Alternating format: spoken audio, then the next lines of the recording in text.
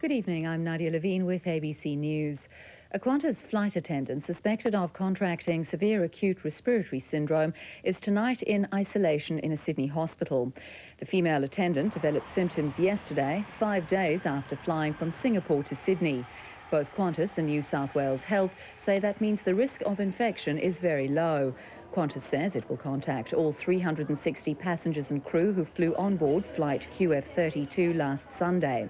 It says it will also reassure cleaners and baggage handlers who may have come into contact with the flight attendant. Meanwhile, the patient is being treated at Sydney's St Vincent's Hospital in an isolated bed specially prepared for SARS victims. Prime Minister Howard has arrived at the Texan ranch of the US President after a warm welcome from George W. Bush.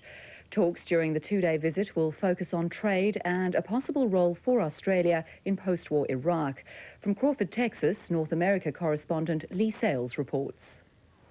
The war in Iraq has only deepened the bond between the two leaders who flew together from San Francisco to the President's ranch in Crawford, Texas. On the agenda, North Korea, free trade and what sort of role Australia may play in Iraq's reconstruction. Australia has a lot of expertise in certain areas, and we see ourselves as a provider of niche expertise in particular. The two men will be joined by their wives for dinner tonight and will have formal discussions tomorrow. Here in Crawford, Texas, locals have hung out Australian flags as a welcome to the Prime Minister. In fact, John Howard's face is even adorning a few special souvenirs. Not only the flag is on this mug, but the pictures of the four leaders, and starting with Prime Minister John Howard. The Prime Minister's face is on mugs and T-shirts celebrating America's allies in the war. But while the residents are enthusiastic about Australia, when it comes to cold, hard facts... What is the significance of this flag? The kangaroo. The Prime Minister plans to stop in the town's tiny Main Street tomorrow, where he's certain to receive a terrific welcome, name recognition notwithstanding. What about, do you know our Prime Minister's name? No. Does anyone know our Prime Minister's name? Sorry. He can always fill them in when he gets here. Lee Sales, ABC News, Crawford, Texas. A day after US President Bush declared combat in Iraq over people on the streets of the capital seem far from convinced. The ABC's Trevor Borman reports from the Iraqi capital. If the war is over, it's news to most people in Baghdad. This military campaign is not likely to have a tidy ending. Iraqis are expecting the Americans to be here for months. Clashes in recent days at the town of Fallujah are a clear demonstration that the war is not over. At Friday prayers, the clerics were calling for patience and restraint from anti-American demonstrators involved in lethal clashes with the Americans this week. In Baghdad, the message was not so moderate. This country has suffered enough disorder, said the Imam. The American troops must leave and allow the Iraqi people to rule. But few Iraqis want this man back. This is Saddam Hussein's last known wartime speech. It never made it to air. An official from Iraqi television has handed the tape over to a broadcast news agency. Saddam seems exhausted and confused, but defiant. The tape apparently recorded the day American troops streamed into central Baghdad. The whereabouts of Saddam Hussein is still the most perplexing question of all. Theories and rumours abound. Some say he's alive and well here in Baghdad. Others will tell you he's fled to one of the Central Asian republics, or more likely Syria. The US Secretary of State is there at least, stopping off in Damascus to urge leaders to take a stronger stand in denouncing terrorism. The Syrian response was forthright. Colin Powell was told his next priority should be ending the Israeli occupation of Arab lands as part of a comprehensive peace settlement for the region. Trevor Borman, ABC News, Baghdad. Hopes of finding more children alive in the rubble of a Turkish boarding school destroyed by an earthquake in southeastern Turkey are fading.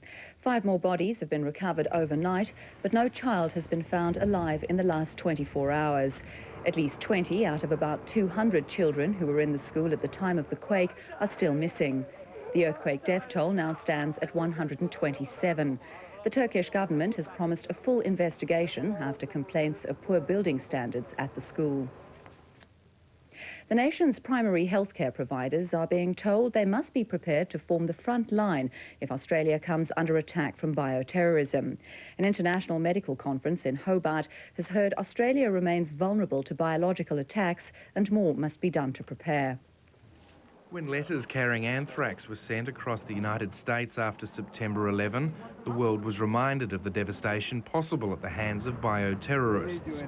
Of the organisms that haunt the medical profession as the most likely and effective weapon, smallpox remains the biggest fear. Smallpox has the capacity of amplifying spread. You infect a handful of people who can infect 5 to 10 more per person, and you can have exponential spread of disease if you don't have a coordinated response. An international conference of anaesthetists in Hobart was today told the irony of the eradication of smallpox in the 1970s is that the world is now little prepared to vaccinate against or treat any outbreak. Australia has just begun attempts to increase its access to vaccinations.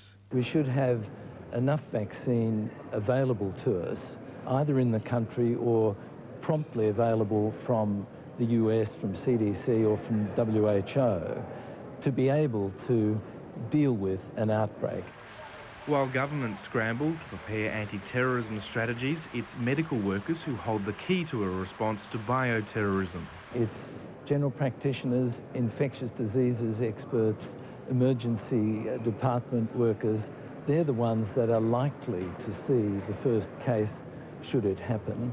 An informed practitioner who sees the earliest case and blows the whistle and allowing us to respond quickly and effectively is going to save countless lives. The conference will tomorrow discuss the spread of SARS and how Australia handled the evacuation of victims of the Bali bombing. Ben Worsley, ABC News, Hobart. A look at the weather around the country. Mostly fine in the capital cities, Adelaide mostly sunny, and a windy, wet day for Sydney. And that's all from the National Newsroom for tonight. Enjoy the rest of your evening. The words neurosurgeon and controversial don't usually go together, except in my case. He's a funky sort of guy. He's different. He's outgoing and extroverted and outspoken. Rides a motorcycle. Wherever he goes, he attracts a certain amount of controversy. Laughs and cries with his patients. Befriends them, befriends their families. Australian Story, 8 o'clock Monday. Monday on Enough Rope. Do you consider yourself a man to be trusted? Absolutely. Have you ever lied? No, I don't lie. That's the problem. An exclusive interview with Renee Rivkin, recorded just before the Supreme Court found him guilty of insider trading. Is being a friend of Kerry Packer, does that necessarily involve also some fear? He's the only person in this country that I've ever feared, yes. Does any of this mud stick? Mud always sticks. I have to say that in this court case that I've been involved in, I've grown to hate quite a few people. Don't miss this interview with a twist. Enough Rope, 9:30 Monday, ABC.